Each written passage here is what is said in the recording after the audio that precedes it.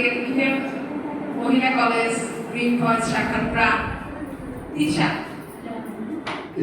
তিশার মুখে শুনবো তার কোন ফল প্রিয়।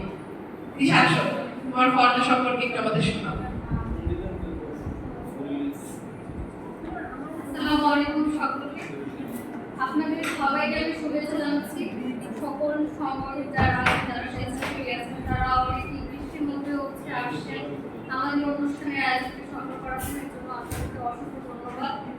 আমার পছন্দের ফল হচ্ছে তরমুজ, কারণ তরমুজ অনেক মিষ্টি রসালো।